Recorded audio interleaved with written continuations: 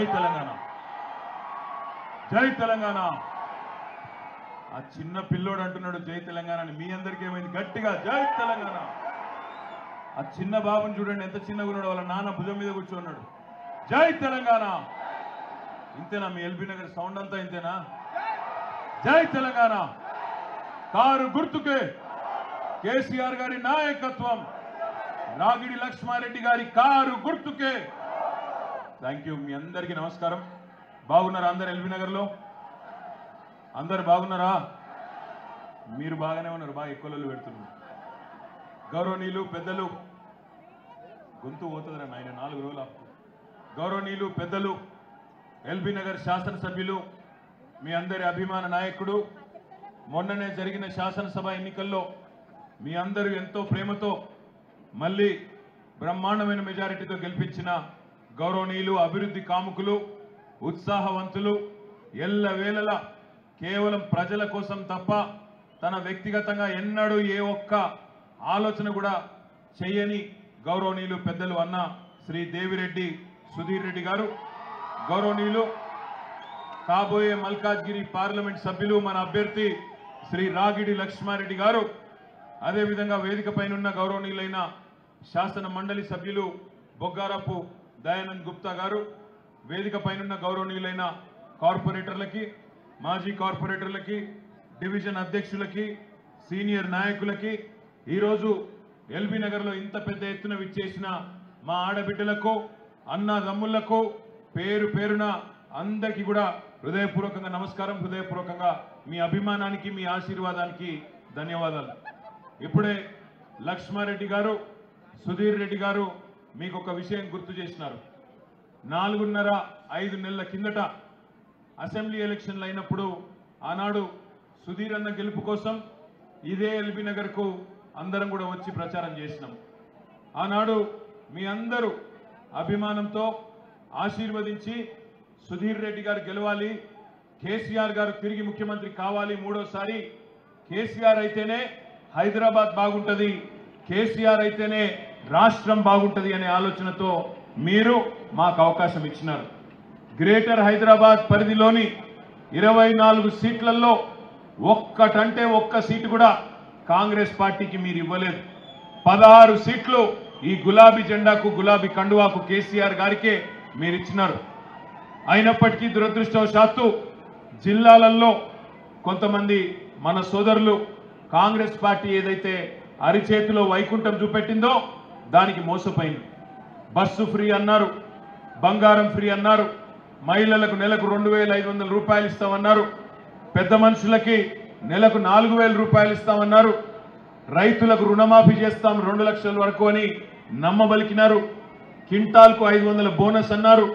కేసీఆర్ గారు రైతు బంధు 10,000 ఇస్తే నేను 15,000 ఇస్తా అని చెప్పి అలవిగాని హామీలు ఇచ్చి ఆనాడు కాంగ్రెస్ పార్టీ వాళ్ళు, రేవంత్ రెడ్డి గారు నోటికొచ్చిన హామీలు ఇచ్చి మరి స్వల్ప తేడాతో, కేవలం 1.8% తేడాతో అధికారంలోకి వచ్చినారు.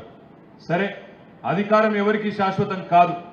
అధికారంలో మీరు మీ దయ ఉన్నన్నాళ్ళు ఎవరిని ఉండమంటే వాళ్ళు ఉంటారు, మీరు వద్దనన్నాడు ఎవరైనా తప్పుకోవాల్సిందే. అట్లాగే తెలంగాణ వ్యాప్తంగా చూసినప్పుడు మనకు కొన్ని సీట్లు తక్కువ వచ్చినాయి కాబట్టి మనం కూడా జరిగి నిర్మాణాత్మకమైన ప్రతిపక్షంగా, ఒక మంచి ప్రతిపక్షంగా పనిచేయాలని ఆలోచన చేసినాం. కానీ దురదృష్టం ఏమంటే ఇదే రేవంత్ రెడ్డి గారు 4.5 నెలలుగా మీరు చూస్తా ఉన్నారు ఆయన మాటలు, ఆయన చేతలు. ఒక్కటంటే ఒక్క మాట ప్రజలకిచ్చిన, ఒక్కటంటే ఒక్క హామీ కూడా 100 రోజుల్లో నిలబెట్టుకుంటామనే ఒక్క హామీ కూడా నిలబెట్టుకోలేదు. నిలబెట్టుకోకపోగా ఇవాళ రేవంత్ రెడ్డి మాత్రమే కాదు, స్వయాన వాళ్ళ పార్టీ అగ్రనాయకుడు రాహుల్ గాంధీ గారు ఈరోజు తెలంగాణకు వచ్చినారు. వచ్చి రాహుల్ గాంధీ చేత కూడా ఇవాళ పచ్చి అబద్ధాలు తెలంగాణ ప్రజలకు చెప్పిస్తా ఉన్నారు. నేను పొద్దున టీవీలో చూసిన రాహుల్ గాంధీ గారు నిర్మల్కి వచ్చినారు. నిర్మల్కి అక్కడ మాట్లాడుతున్నాడు బహిరంగ సభలో, నెలకు 2,500 రూపాయలు ప్రతి మహిళ ఖాతాలో మేము వేస్తున్నాము తెలంగాణలో అని ఇవాళ రాహుల్ గాంధీ చెప్తుంటే నవ్వాలనో ఏడవాలనో నిజంగా కూడా అర్థం కాలేదు. ఒక్కసారి ఇక్కడికి వచ్చిన మా ఆడబిడ్డలు నేను అడుగుతా ఉన్నా, ఏ ఒక్కరికైనా ఈ రాష్ట్రంలో నెలకు 2,500 రూపాయలు వచ్చిందా? నెలకు 4,000 పెద్ద మనుషులకు వచ్చిందా? పెళ్లి చేసుకుంటే తులం బంగారం వచ్చిందా? మా చెల్లెళ్లకు స్కూటీలు వచ్చినాయా? రైతులకు 2 లక్షల రుణమాఫీ జరిగిందా? క్వింటాల్కు 500 బోనస్ ఇచ్చిండా రేవంత్ రెడ్డి? వాస్తవాలు ఇట్లుంటే స్వయంగా రాహుల్ గాంధీ వచ్చి ఇవాళ పచ్చి అబద్ధాలు, తెలంగాణ ప్రజల విజ్ఞతను, మన తెలివితేటలను కూడా తక్కువ అంచనా వేస్తూ వీళ్ళు పిచ్చోళ్ళు ఏం చెప్పినా నమ్ముతారు అన్నట్టుగా పచ్చి అబద్ధాలు రాహుల్ గాంధీ గారు చెప్తా ఉన్నారు. రాహుల్ గాంధీ గారు, మీకు నేను చేసే విజ్ఞప్తి ఒకటే, మీరు ఢిల్లీ నుంచో ఎక్కడి నుంచో వస్తారు, పాపం మీకేమో విషయం తెలియదు, అక్కడ వాళ్ళు ఏం రాసిస్తే అది చదువుతావు, నీకు తెలియదు, ఏం జరుగుతుందో తెలియదు, అసలు మీ ముఖ్యమంత్రి ఎలక్షన్లు అయిపోయాక నీతో ఉంటాడో బీజేపీలకు జంపు కొడతాడో కూడా నీకు తెలియదు. ఎందుకంటే నేను ఉత్తగానే అంటలేను, నేనేమి అక్కస్తో అంటలేను, ఉత్తగానే అంటలేను. పాపం రాహుల్ గాంధీ నిజంగానే అమాయకుడు, ఆయనకి ఏం ఎరకలేదు. మీరు చూడండి ఏం జరుగుతుందో. ఏమంటున్నాడు రాహుల్ గాంధీ? రాహుల్ గాంధీ ఢిల్లీలోనేమో చౌకీదార్ చోర్ హై అంటాడు. చౌకీదార్ అంటే ఎవరు? చౌకీదార్ చోర్ హై అంటాడు, అంటే మోడీ దొంగ అంటాడు రాహుల్ గాంధీ. రేవంత్ రెడ్డి ఏమంటాడు? నై నై నై నై నై నై చౌకీదార్ చోర్ నహీ హై, చౌకీదార్ హమారే బడే బాయి హై, మా పెద్దన్న మోడీ నా పెద్దన్న అంటుంది. రాహుల్ గాంధీ కాదట పెద్దన్న, మోడీ పెద్దన్న అయిపోయిండు రేవంత్ రెడ్డికి ముఖ్యమంత్రి అయినాక. రాహుల్ గాంధీ ఏమో ఢిల్లీలో అదానీ ఫ్రాడ్ హై అంటాడు. గౌతమ్ అదానీ అనేటోడు మోడీని అడ్డం పెట్టుకొని దేశాన్ని దోచుకుంటున్నాడు అని రాహుల్ గాంధీ మాట్లాడతాడు. రేవంత్ రెడ్డి గారు ఏమంటారు? లేదు లేదు, గౌతమ్ అదానీ చాలా మంచివాడు, గౌతమ్ అదానీ ఫ్రాడ్ నహీ హై, గౌతమ్ అదానీ మేరే ఫ్రెండ్ హై, నేను ఆయన దోస్తులం, తెలంగాణలో రేపు సింగరేణిని ఇంకా పెద్ద పెద్ద ఇతర సంస్థలను ఆయన కట్టబెట్టడానికి దోస్తానం చేస్తున్నా అని రేవంత్ రెడ్డి గారు అంటారు. రాహుల్ గాంధీ గారు ఏమంటారు? గుజరాత్ మోడల్ బేకార్ హై అంటాడు, గుజరాత్ మోడల్ బక్వాస్ అంటాడు. రేవంత్ రెడ్డి గారు ఏమంటాడు? నై నై నై, గుజరాత్ మోడల్ షాందార్ హై, తెలంగాణ కో భీ హమ్ ఉసీ రాస్తే పే లే జాయేంగే. అందుకే నేను అడుగుతున్నా మిత్రులారా, అసలు ఈ రాహుల్ గాంధీకి నిజంగా రేవంత్ రెడ్డి గురించి వాస్తవాలు తెలిసినట్టు లేవు. ఇక్కడ మొత్తం మెట్రో పిల్లర్ల మీద ఇప్పుడు నేను రాంగ చూసిన, ఎల్బీ నగర్ల, నాగోల్ల మెట్రో పిల్లర్ల మీద రాసుకున్నాడు రేవంత్ రెడ్డి. 6 గ్యారంటీలలో 5 గ్యారంటీలు అమలు చేసేసిన 100 రోజుల్లో అని ఇలా మళ్ళొక్కసారి మనల్ని పిచ్చోళ్ళని చేసే ప్రయత్నం చేస్తా ఉన్నాడు. దయచేసి నేను మిమ్మల్ని కోరేది ఒకటే, ఇవాళ ఈ రేవంత్ రెడ్డి ప్రభుత్వం, కాంగ్రెస్ ప్రభుత్వం వాస్తవానికి మన ఆడబిడ్డలకు 4 నెలలకు 2,500 రూపాయల చొప్పున ఇప్పటికే మీ ఒక్కొక్కరికి 10,000 రూపాయలు బాకీ ఉన్నాడు రేవంత్ రెడ్డి. అదేవిధంగా పెద్ద మనుషులకు జనవరి నెలలో 4,000 రూపాయలు ఇచ్చుడు కాదు, జనవరి నెల పెన్షన్ కూడా ఎగ్గొట్టినోడు రేవంత్ రెడ్డి. వాళ్ళకు కూడా నెలకు 4,000 చొప్పున 16,000 రూపాయలు బాకీ ఉన్నాడు. 1,50,000 పెళ్లిలైన తెలంగాణలో కాంగ్రెస్ ప్రభుత్వం వచ్చిన తర్వాత. మొన్నటిదాకా ముహూర్తాలు బాగుండే, 1,50,000 పెళ్లిలైనవి. మరి 1,50,000 మంది ఆడబిడ్డలకు 1,50,000 తులాల బంగారం బాకీ ఉన్నాడు రేవంత్ రెడ్డి.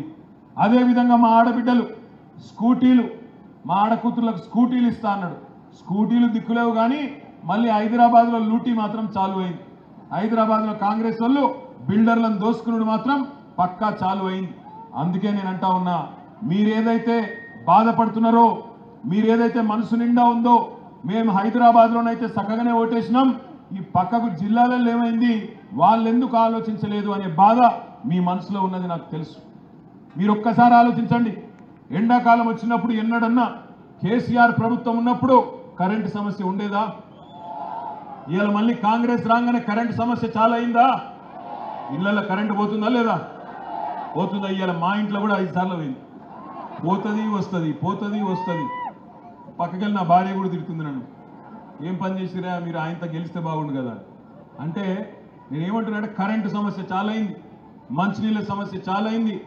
నేను చెప్పేది కరెక్టేనా? మంచినీళ్ళ సమస్య విషయంలో ముఖ్యమంత్రి రేవంత్ రెడ్డి సిగ్గు లేకుండా చెప్తున్నాడు. మనం ఉన్నప్పుడేమో, కేసీఆర్ ఉన్నప్పుడేమో 20,000 లీటర్ల వరకు ఉచితంగా నీళ్ళు ఇచ్చినాం పేదవాళ్ళకి. రేవంత్ రెడ్డి గారు చెప్తున్నారు, మీరు ట్యాంకర్ బుక్ చేసుకోండి, 2,000 రూపాయలు కట్టండి, నేను 12 గంటల లోపల ట్యాంకర్ పంపిస్తాను ఇంటికి అంటుండు. ఏమన్నా సిగ్గున్నదా ముఖ్యమంత్రి గారు? నువ్వు మేము నిర్మించిన బ్రహ్మాండమైన రిజర్వాయర్లు ఇదే సుధీర్ రెడ్డి గారి నాయకత్వంలో మీ ఎల్బీ నగర్ నియోజకవర్గంలో 450 కోట్ల రూపాయలు ఖర్చు పెట్టి మంచినీళ్ళ సమస్యకు పరిష్కారం చూపెట్టినాం. ఇవాళ ఈ చేతగాని ప్రభుత్వం కృష్ణా జలాలను గోదావరి జలాలను తీసుకొచ్చే చేత కూడా అయితలేదు, నీళ్ళు ఇచ్చేందుకు కూడా చేతనైతలేదు. కరెంటును బ్రహ్మాండంగా అద్భుతమైన కొత్త సబ్ స్టేషన్లు కట్టినాం, విద్యుత్ ఉత్పత్తి కేంద్రాలు కట్టినాం. ఆ కరెంటు కూడా ఇచ్చే తెలివి రేవంత్ రెడ్డి గారికి లేదు. నేను ఇక్కడికి వచ్చిన మా ఆడబిడ్డలను అన్నదమ్ములను ఒక ప్రశ్న అడుగుతా, నిజాయితీగా సమాధానం చెప్పండి. నా కోసం చెప్పవలసిన అవసరం లేదు. నిజంగా కేసీఆర్ ఉన్నప్పుడే బాగుండే అన్న వాళ్ళు అని ఆలోచించే వాళ్ళు ఒక్కసారి చేయలేవట్టండి. బలవంతమేం లేదు, మీ ఇష్టం. బలవంతమేం లేదు, మీ ఇష్టం. నిజమేనా? గట్టిగా పెట్టండి. పక్కానా? ఇది పక్కా, ఏమనుమానం. కేసీఆర్ ఉన్నప్పుడే బాగుండేనా? అయితే నేను మీకు ఒకటే ఉపాయం చెప్తా, ఒక ఉపాయం చెప్తా. కేసీఆర్ ఉన్నప్పుడే బాగుండే అనుకునేటోళ్లకు నేను దండం పెట్టి ఒకటే చెప్తున్నా. మీ అందరూ కలిసి రాగిడి లక్ష్మారెడ్డి గారిని ఎంపీగా గెలిపిస్తే మొత్తం రాష్ట్రంలో 10-12 పార్లమెంట్ సీట్లు మాకు అప్పచెప్తే 6 నెలల లోపల తిరిగి రాష్ట్ర రాజకీయాన్ని కేసీఆర్ గారు శాసిస్తారు. మళ్ళీ మీరు అనుకున్నది జరుగుతుందనే మాట నేను మీకు విజ్ఞప్తి చేస్తా ఉన్నా. నిజంగానే ప్రజలు తెలుసుకుంటా ఉన్నారు. ఇలా గ్రామాలలో రైతులు బూతులు తిడుతున్నారు, రేవంత్ రెడ్డి ప్రభుత్వాన్ని బూతులు తిడుతున్నారు. 2 లక్షల రుణమాఫీ కాదు, రైతు బంద్ చేసే తెలివి కూడా లేదు నీకు సన్నాసి అని రేవంత్ రెడ్డి గారిని నేను ఆ భాషలో మాట్లాడలేను కానీ నోటికొచ్చిన బూతులు తిడుతున్నారు. అందుకే నేను అంటున్నా, గ్రామాలలో ఎవరైతే కాంగ్రెస్ పార్టీ ఓటేసినరో వాళ్ళే తెలుసుకున్నారు. హైదరాబాద్ లో మీరు మాత్రం బ్రహ్మాండంగా సుధీర్ అన్నకు ఎల్బీ నగర్ లో గెలిపించిండ్రు. మొత్తం హైదరాబాద్ లో కేసీఆర్ అభ్యర్థుల్ని గెలిపించింది. మీ అందరికీ నేను దండం పెట్టి చేసే విజ్ఞప్తి ఒకటే, కాంగ్రెస్ ను ఒకసారి నమ్మి మోసపోయింది తెలంగాణ 4.5 నెలల కిందట. మొదటిసారి మోసపోతే మోసం చేసిన వాడికి తప్పైతుంది. రెండవసారి అదే పార్టీ చేతిలో మళ్ళీ మోసపోతే మన తప్పైతుంది. గుర్తుపెట్టుకోండి, మొదటి మోసం అసెంబ్లీ ఎన్నికలకు ముందు చేసిండు. ఇప్పుడు మళ్ళొక్కసారి రకరకాల మాటలు, రకరకాల డైలాగులు. ఆయన నిజంగా ఆయన మాటలు వింటే నవ్వాల ఏడవాల కూడా తెలుస్తలేదు రేవంత్ రెడ్డి గారు. ఎవరైనా ముఖ్యమంత్రి ఏం మాట్లాడాలా, ముఖ్యమంత్రి ఆ పదవిలోకి వచ్చిన తర్వాత కొద్దిగా గౌరవప్రదంగా హుందాగా మంచిగా మాట్లాడాలి. చిన్న వయసులో అవకాశం వచ్చింది, బ్రహ్మాండంగా నేను అదృష్టవంతుణ్ణి, ప్రజలకు సేవ చేస్తా అని మాట్లాడాలి. ఈ 4.5 నెలల్లో ఎన్నడన్నా ఒక్కరోజు రేవంత్ రెడ్డి గారు ప్రజలకు పనికొచ్చే మాట మాట్లాడిండా? అన్ని చిల్లర మాటలు, ఉద్దెర పనులు, చిల్లర మాటలు, ఉద్దెర పనులు. ఏమంటాడు వచ్చి సెక్రటేరియట్కు, నేను ఇక్కడ లంక బిందెలు ఉంటాయనుకొని వచ్చినా కానీ ఇక్కడ ఖాళీ కుండలు ఉన్నాయి, ఏం చేయాలి అంటూ. నాకు తెలియక అడుగుతా, గడ్డపారలు పట్టుకొని తట్టపారలు పట్టుకొని నెత్తి మీద తువాలు కప్పుకొని ఎవరు తిరుగుతారో అర్ధరాత్రి లంక బిందెల కోసం? దొంగలు. మరి ఈయన ఇదివరకు ఏం చేస్తున్నాడు నాకు తెలియదు. ఇంకా విచిత్రం, ఆయన మాటలు వింటే ఆశ్చర్యం అనిపిస్తుంది. నా కొడకల్లారా పేగులు పేగులు కత్తిరిస్తా మెడలేసుకొని తిరుగుతా అంటాడు. ఎవడన్నా ముఖ్యమంత్రి మెడలో పేగులు వేసుకొని తిరుగుతాడా? నువ్వు ముఖ్యమంత్రివా లేకపోతే బోటీ కొట్టేటోనువా నాకు తెలియక అడుగుతా. ఇంత అన్యాయం మాటలా? ఇంకా దారుణం, జేబులో కత్తెర పెట్టుకొని తిరుగుతున్నా అంటాడు. అయితే నిన్నగాక మొన్న మా సూర్యాపేటలో ఎల్బీ నగర్లో చాలా మంది, ఇక్కడ నల్లగొండోలు మహబూబ్ నగర్ చాలా మంది ఉంటారు, మీకు తెలుసు. సూర్యాపేట ఎక్కువ దూరం వెళ్ళేది ఇక్కడే. సో సూర్యాపేటలో నిన్నగాక మొన్న మరి బస్సులో ఒక జేబు దొంగతనం జరిగింది. ఒకవేళ పాకెట్ కొట్టేసింది.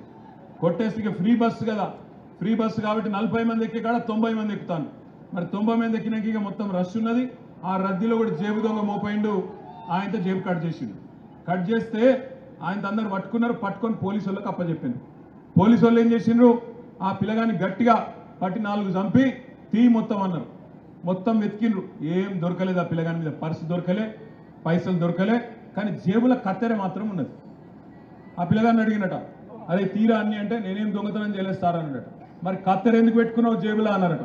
అవు సార్ రేవంత్ రెడ్డి పెట్టుకుంటే తప్పలేదు, నేను పెట్టుకుంటే తప్పా సార్ అని జేబు దొంగ కూడా దబాయిస్తున్నాడు.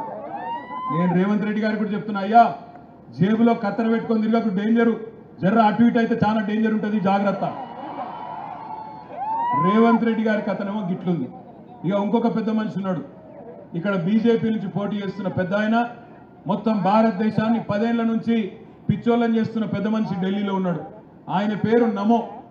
నమో అంటే ఏందో ఎరికేనా? నమ్మించి మోసం చేసేటోడు.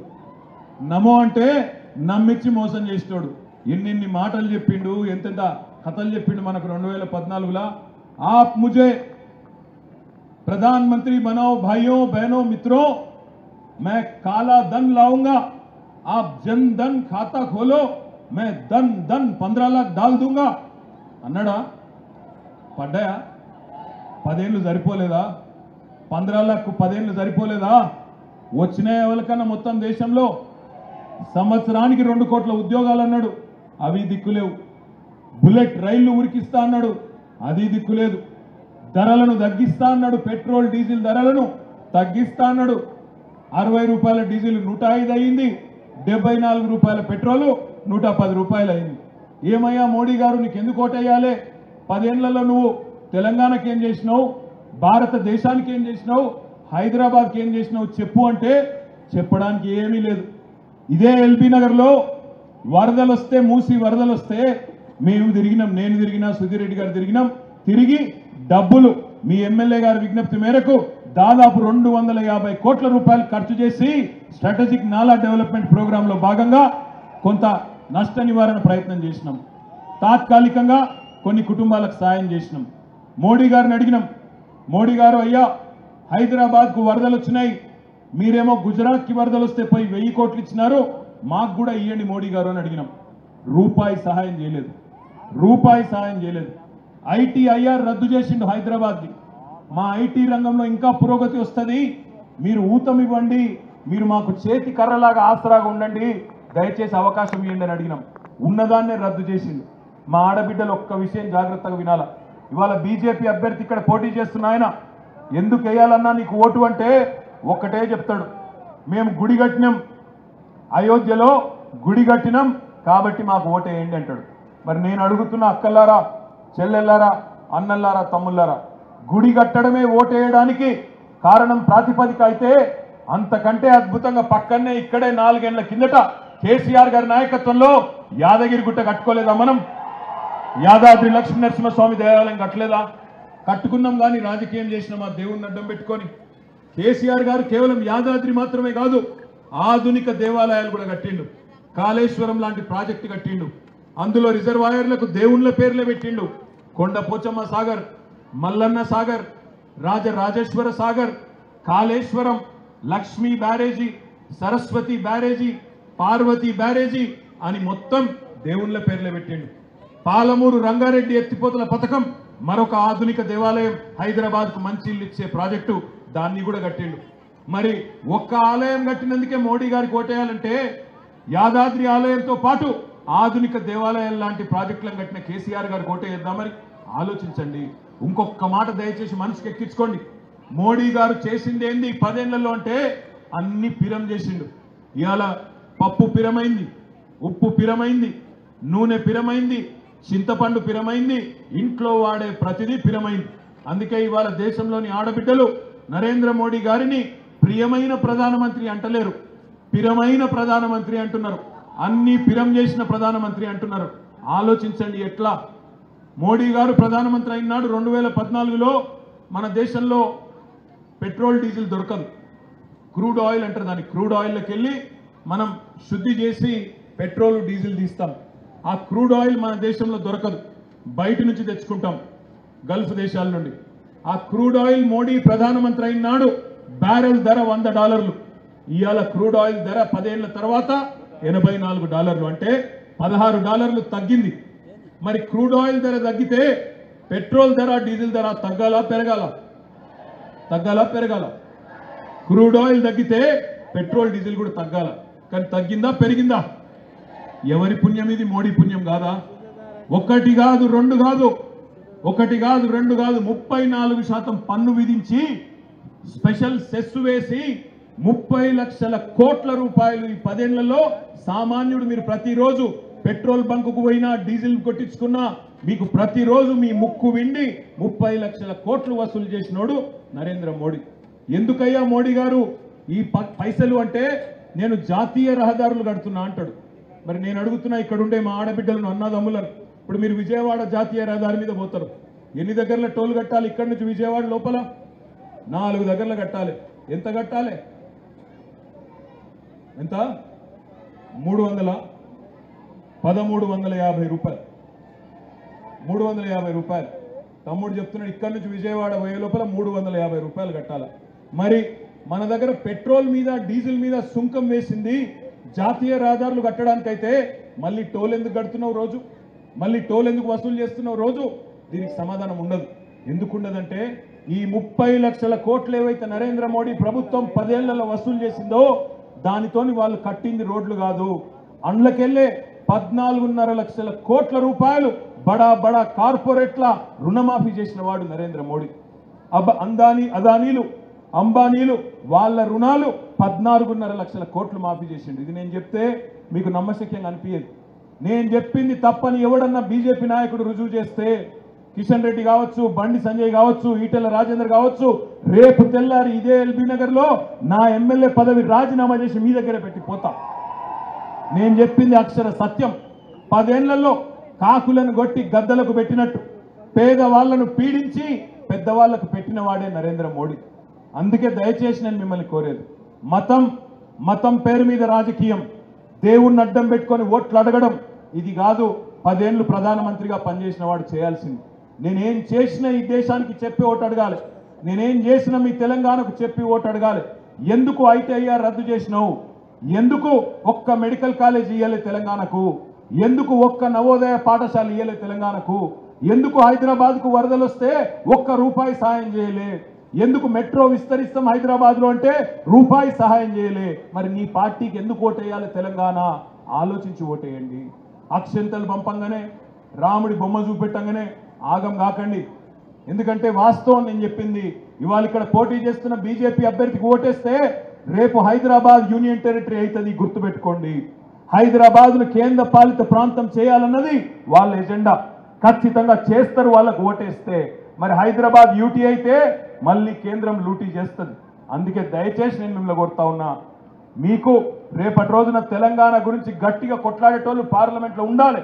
ఆనాడు కేసీఆర్ గారు 2004లో పార్లమెంట్లో 5 పోయినరు కాబట్టే తెలంగాణ వచ్చింది.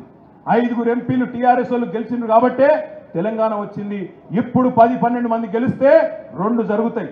ఒకటి, రాష్ట్ర రాజకీయాన్ని 6 నెలల్లో మళ్ళీ తిరిగి కేసీఆర్ గారు శాసిస్తారు. రెండవది, పార్లమెంట్లో రేపటి రోజున మీ ప్రయోజనాల కోసం, తెలంగాణ ప్రయోజనాల కోసం ఈ రాగిడి లక్ష్మారెడ్డి గారు గొంతెత్తి కొట్లాడే అవకాశం ఉంటుంది.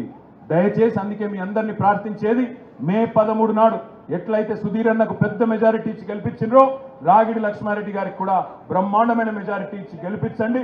దయచేసి ఆశీర్వదించండి. 10-12 సీట్లు మీరు మాకు అప్పచెప్పండి. ఎట్లా ఈ రాష్ట్రంలో మార్పులు రావో మేము చూస్తామని చెప్పి కూడా తెలియజేస్తూ మీ అందరికీ పేరు పేరున మళ్ళొక్కసారి నమస్కారం తెలియజేసుకుంటూ, ఏ గుర్తు మనది? ఏ గుర్తు? కారేనా? 4వ నెంబర్ మీద ఉంది కారు గుర్తు. రాగిడి లక్ష్మారెడ్డి గుర్తు 4వ నెంబర్ మీద ఉంది బ్యాలెట్ లో. నేను ఇక్కడికి వచ్చేటప్పుడు ఒక పంతులు కలిసిండు, నాకు సంతోష్ నగర్ లో పంతులు కలిసిండు. ఆ పంతులు మీకు చెప్పమన్నాడు ఎల్బీ నగర్ లో.